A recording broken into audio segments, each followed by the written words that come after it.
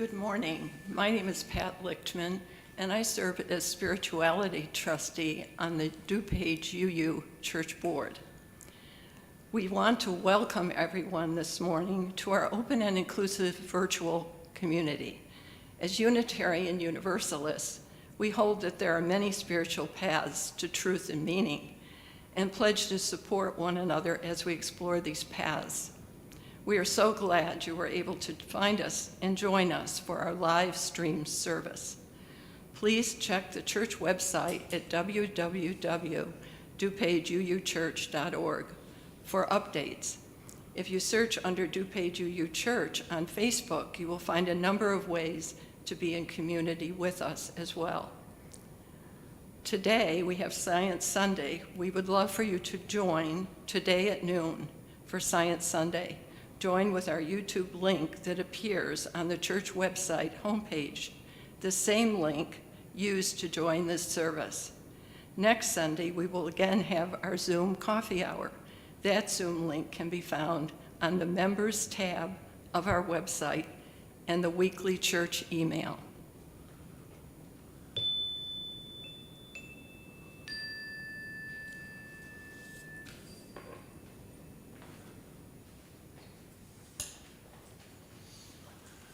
Good morning. Good morning. So our tradition over the past 15 years is to have a holiday pageant on the Sunday before Christmas.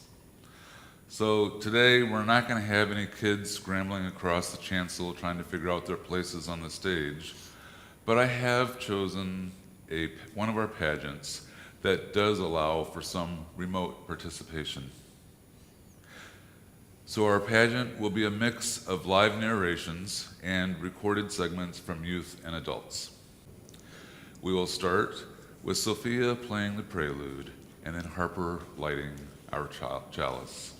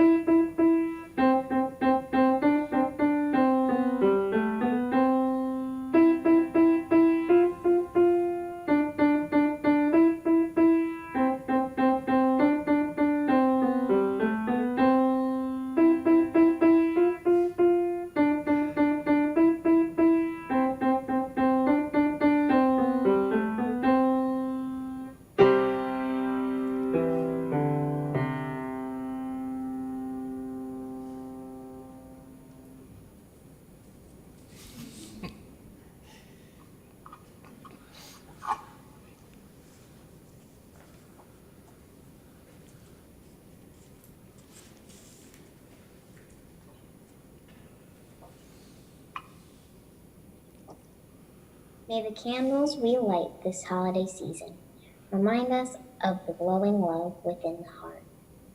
May the carols we sing uplift our spirits and renew our hope and vision. May the special moments we spend with family and friends strengthen the bonds of caring between us at this time and throughout the coming year. Thank you, Sophia and Harper. I'd like to invite everyone now to join your voices for our spoken and our sung affirmation. The words should appear on your screen. Love is the spirit of this church, and service its law.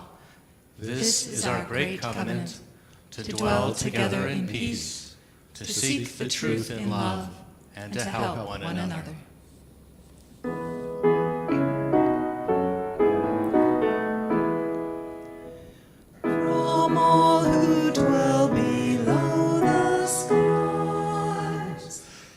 let songs of hope and faith arise. Let peace, goodwill on earth be sung, through every land, by every tongue. Thank you. As we celebrate the most joyful event in the church year, it's hard to believe that Christmas has not always been observed in what is now the United States. In fact, for the first 200 years after the Pilgrims came to America, it was actually illegal to celebrate Christmas. But first, let's look at Christmas before the American colonies. The English Christmas of the late Middle Ages was a time of indulgence and extravagance. The King of France gave a Christmas gift of a live elephant to England's King Henry III. There was also an excess in Christmas feasting. Henry III once ordered 600 oxen slaughtered for royal Christmas feasting. The season was also marked by pageants and plays and musical productions. England continued its grand tradition of Christmas throughout the Middle Ages and through the reign of the Stuart kings. With the Protestant Reformation of the 16th century, however, the English Christmas was transformed. The Calvinists saw Christmas as a secular celebration, which was an excuse for excess and unruly behavior. After Puritan Oliver Cromwell came to power in 1642, the British Parliament passed a law forbidding Christmas celebrations. For presenting disorders arising in several places within this jurisdiction, by reason of some still observing such festivals as were superstitiously kept in other countries, to the great dishonor of God and offense to others, it is therefore ordered by this court and the authority thereof, that whosoever shall be found observing any such day as Christmas or the like, either by forbearing of labor, feasting, or any other way, upon such accounts as foresaid, every such person so offending shall pay for every such offense 5 shillings, as a fine to the county. Workplaces were to continue with business as usual. Candles, decorations, even Christmas cakes were included in the ban. Town criers walked the streets to announce the ban. No Christmas! No Christmas! No Christmas! No Christmas! By the early 1800s, various religions were beginning to observe Christmas. In the U.S., the first state to legalize Christmas as a holiday was Alabama in 1836. Of the existing states, the last was Oklahoma in 1890. Most states had done so by 1880, but never again would Christmas in England or Christmas anywhere reach the extremes of secular celebration it had known during the British Middle Ages. As the celebration of Christmas made its way across the states, came the creation of new music, songs, and traditions. And many Unitarians and Universalists have contributed to our way of celebrating at this time of the year. Let us now meet some of those who have shaped the holiday season. For example, the Reverend Charles Fallen, a refugee from Germany, was the Unitarian minister in East Lexington, Massachusetts, in the early part of the 19th century. He missed the color and excitement of Christmas as it was celebrated in his native land.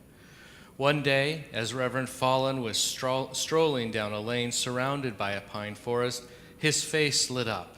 He knew exactly what was missing. When he returned home, he spoke to the family's cook and asked her to be very careful opening the eggs she used for cooking. Next, he purchased many candles, small candle holders, bonbons, mints, barley sugar, bright-colored paper, and small dolls and figures. Then he spent hours preparing his special surprise. He painted the eggshell cups gold and filled them with sweets, and cut out fancy paper shapes and tied strings to them and to the little dolls, and put the candles into holders.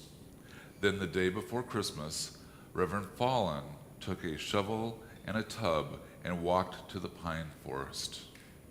He carefully dug up a pine tree, and he put the tree in the tub, surrounded the base with moss, and took it home. While no one was looking, he brought it into the front room and closed the doors. All the next day he prepared the tree. That evening, Reverend Fallen and Mrs. Fallen gathered their children outside the parlor door.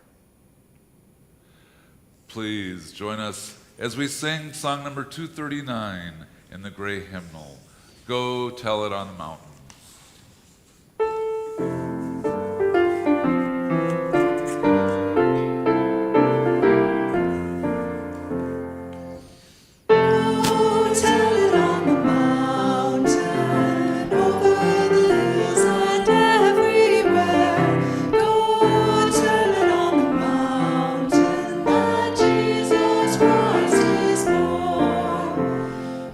Shepherds kept their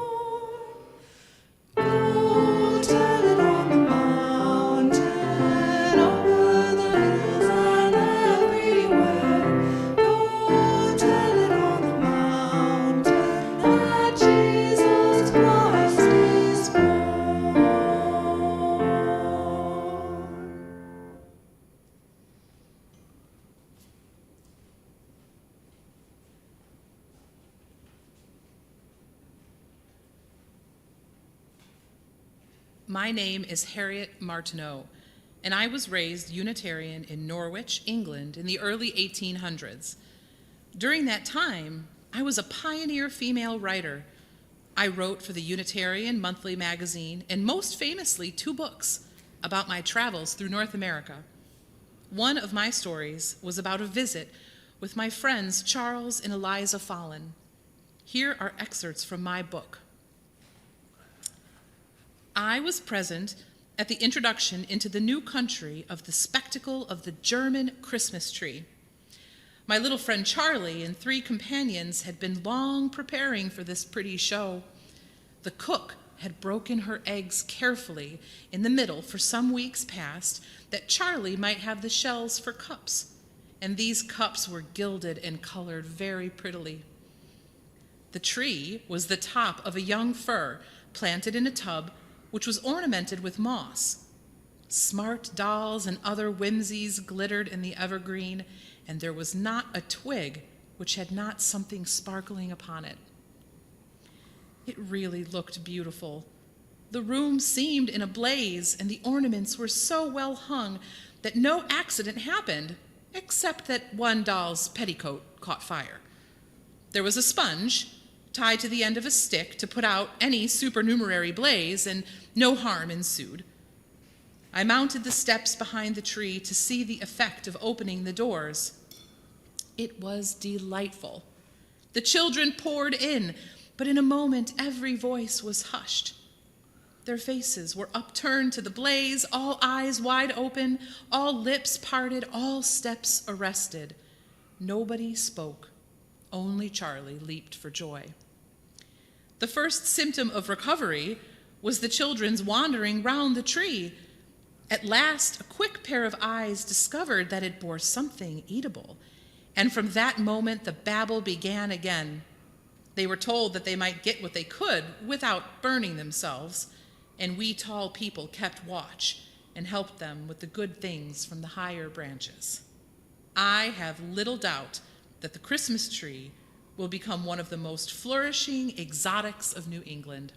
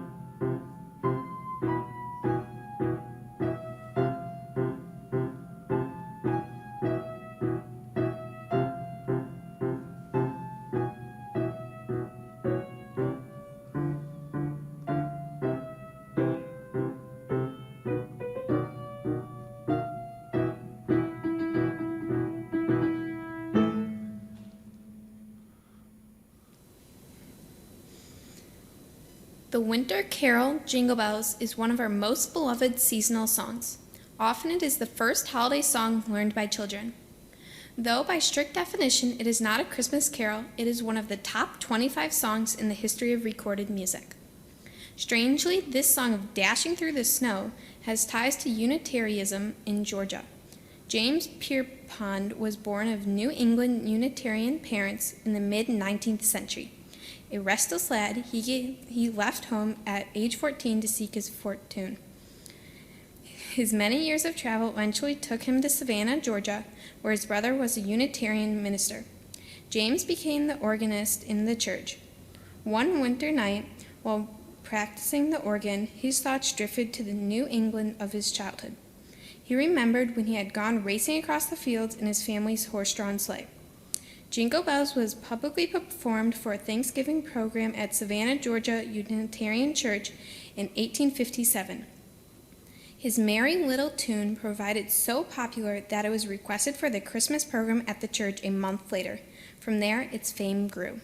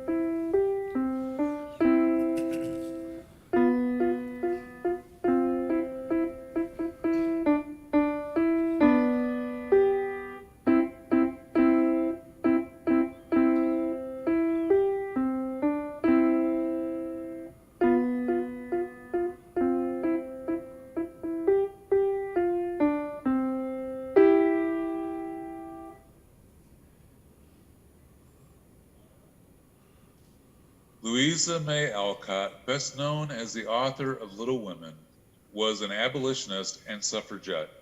Louisa was the daughter of Unitarian parents and was homeschooled by Ralph Waldo Emerson and Henry David Thoreau. She served as a nurse in the Civil War. Louisa wrote many books for children in which poverty and Christmas charity were the themes that tied her stories together. In the first chapter of Little Women, it is Christmas Eve, and we meet four sisters, Meg, Jo, Amy, and Beth. Times were hard for this family. Their father was away at war, and the girls and their mother struggled to make ends meet. Their house, once considered fine and elegant, had become worn and shabby.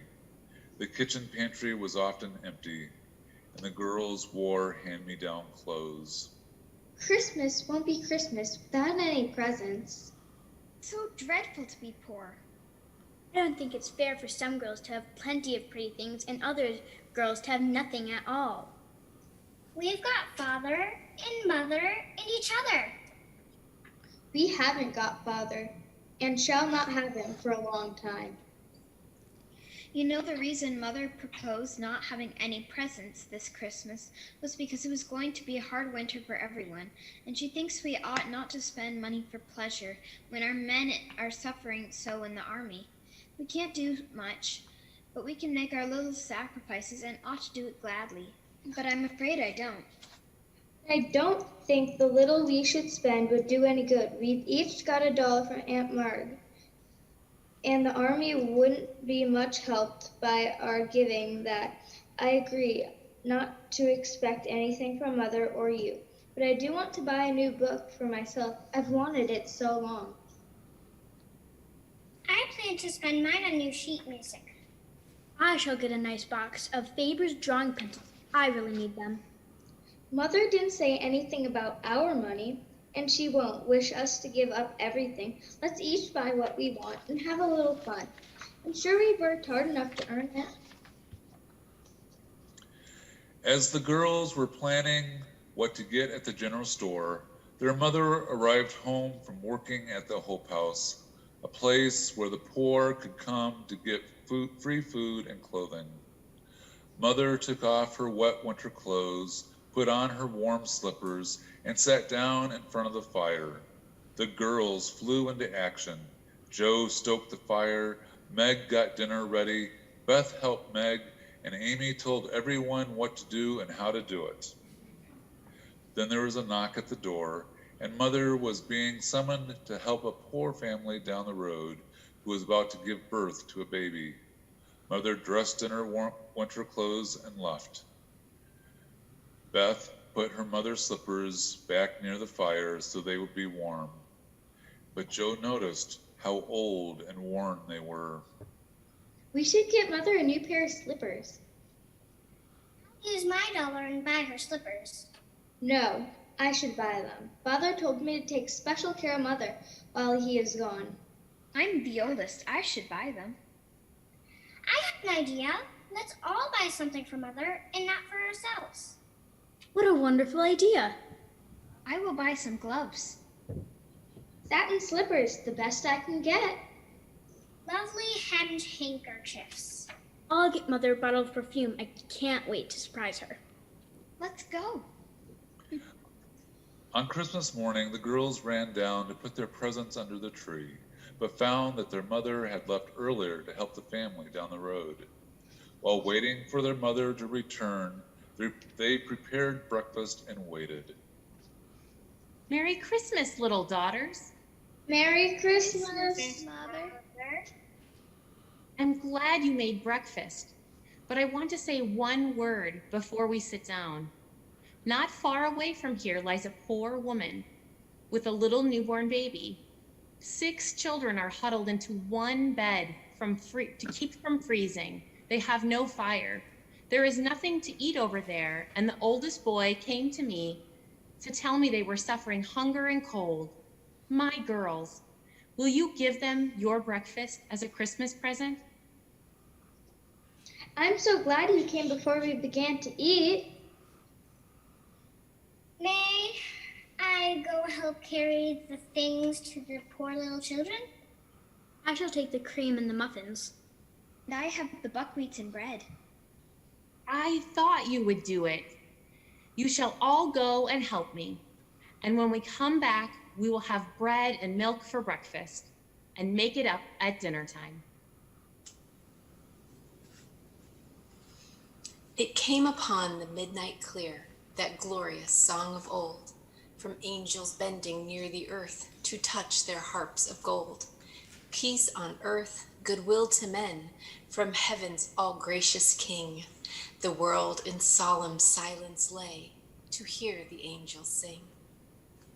Edmund Hamilton Sears, a Unitarian parish minister and author, was understood in his day to be conservative and not in sympathy with either broad church or radical Unitarians.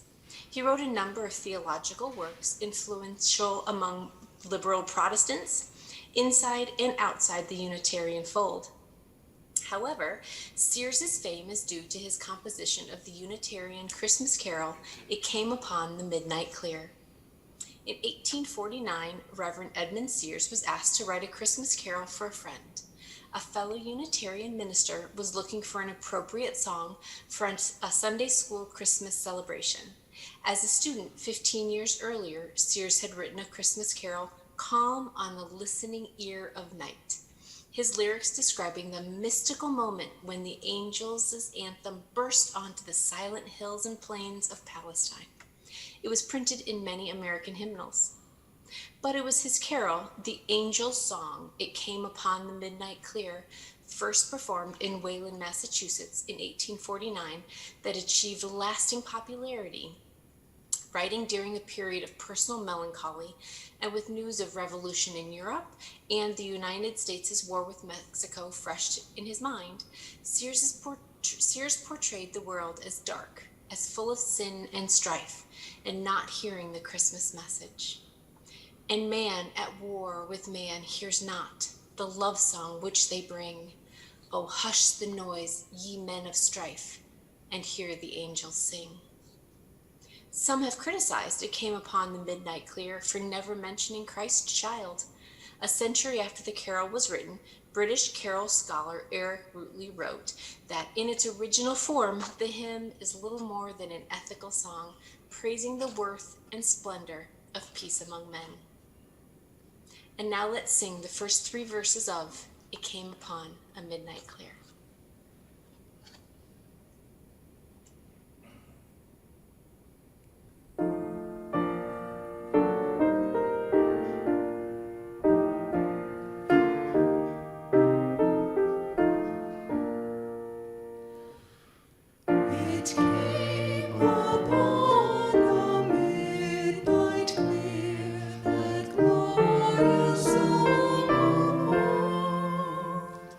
From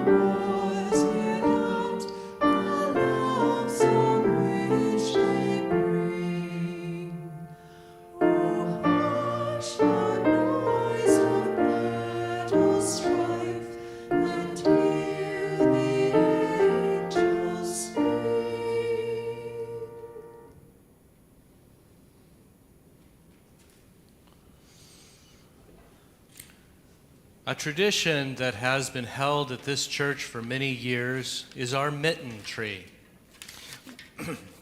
We start with a bare tree and decorate it with mittens, gloves, scarves, and hats. These items are then given to children whose families might not be able to afford them otherwise. We didn't want to skip this tradition this year, so we held an event outside the church yesterday, allowing people to come and decorate the mitten tree. We created a slideshow of photos from yesterday's event. The music was performed by high school youth Paige and Woza on flute.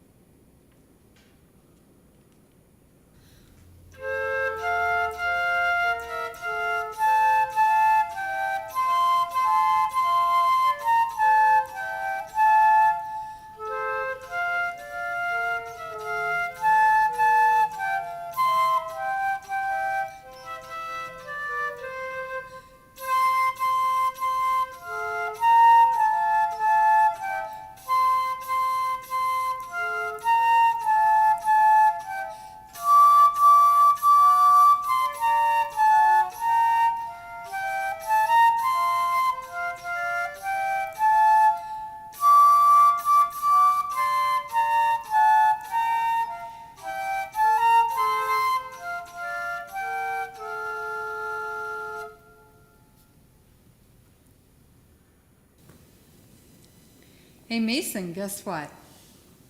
What? Do you know what time of the service it is? No. It's the time in the service where we take the collection to support our church.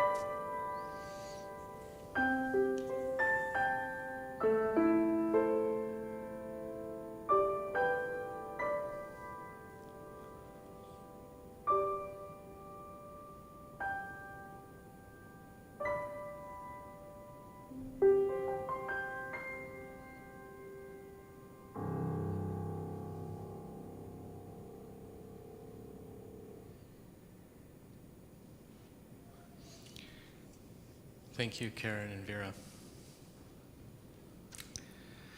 Henry Wadsworth Longfellow is best remembered as a truly American poet.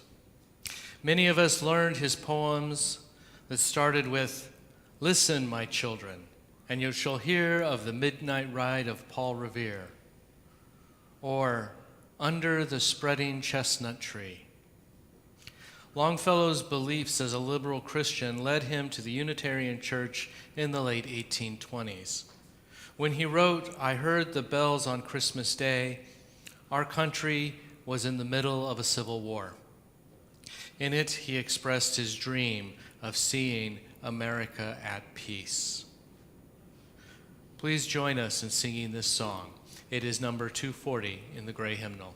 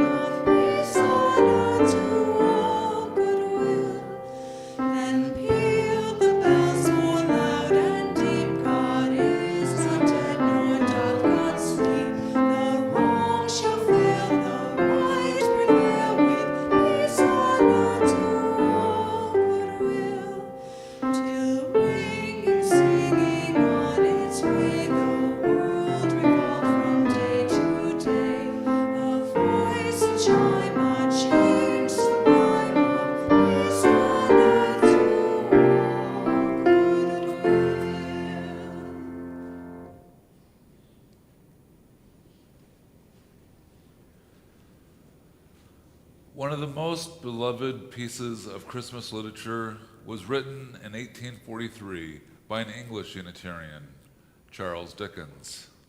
Dickens had become a Unitarian because he felt it was the only religious movement which made the quality of life a central concern. A Christmas Carol may have been seen as a statement of Dickens' Unitarian faith and his belief in the value of love and compassion. This is the true Unitarian and Universalist message about the spirit of Christmas. This story will be told in the Christmas Eve service on Thursday night. So we're not going to share the story now because we don't want to spoil the story for you. Ask anyone today to describe Santa Claus, and you will pretty much get the same answers. Red suit, full white beard, big belly. But our image of the jolly old elf used to be really inconsistent. Santa was depicted in a variety of ways, wearing all sorts of attire and with varying degrees of facial hair. The current consensus on Santa's appearance stems from one particular drawing by Thomas Nast that appears in the December 29th, 1866 edition of Harper's Weekly. When drawing his famous Santa image for Harper's Weekly, Thomas Nast looked to the description of Santa from A Visit from St. Nicholas, which was written in 1822 by Clement Clark Moore. In the poem, which begins with the iconic line, "'Twas the night before Christmas," Moore describes Santa as having a beard of his chin was as white as the snow, and a broad face and a little round belly that shook when he laughed like a bowl full of jelly. Images of Santa prior to this often showed him beardless and slim. In drawing the folklore character, Nast looked to his own German heritage for inspiration. His Santa is wearing a suit made of fur, albeit in a bright red color, that is trimmed in white fur and belted with a wide black leather belt. Nast even showed Santa filling the stockings that children have left hanging on the fireplace, a German Christmas tradition. Over the years, Universalist Thomas Nast produced over 70 illustrations of Santa. He also created the tradition of sending letters to Santa at the North Pole and leaving cookies out for him on Christmas Eve. We want to finish today's pageant with the words from the matriarch of Unitarian Universalist religious education, Sophia Lyon-Faz. She wrote the following words, which were later put to music by Jason Shelton.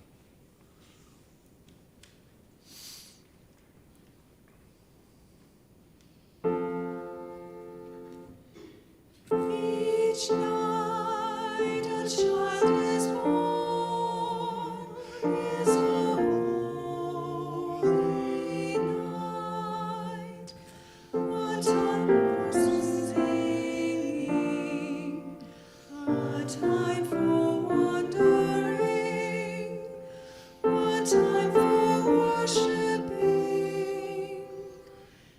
Each night a child is born, is a holy night.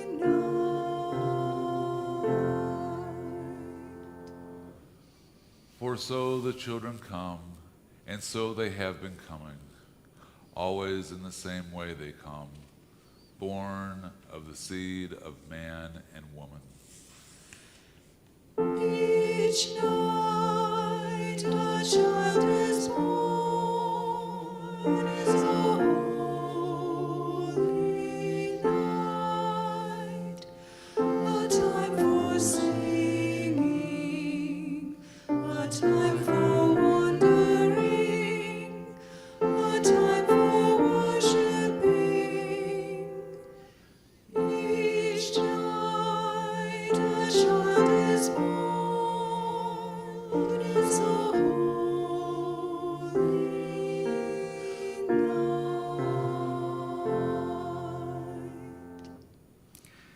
No angels herald their beginnings. No prophets predict their future courses. No wise men see a star to show where to find the babe that will save humankind. Each night a child is born, is a holy night, a time for singing, a time for wondering, a time for worshiping. Each night a child is born, is a holy night. Yet each night a child is born is a holy night. Fathers and mothers, sitting beside their children's cribs, feel glory in the sight of a new life beginning. They ask, where and how will this new life end? Or will it ever end? Each night a child is born, is a holy night, a time for singing, a time for wondering, a time for worshiping. Each night a child is born, is a holy night.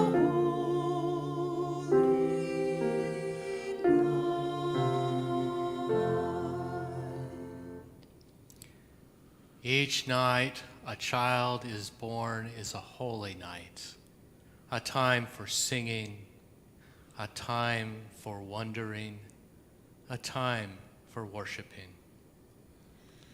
Each night a child is born, is a holy night, a time for singing, a time for wondering, a time for worshiping. Each night a child is born,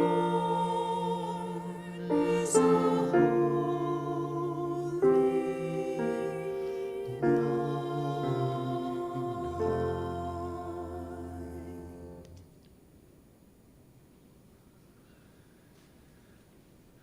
Thank all of you for joining us today. And in the words of Tiny Tim, God bless us, everyone, and have a great Christmas.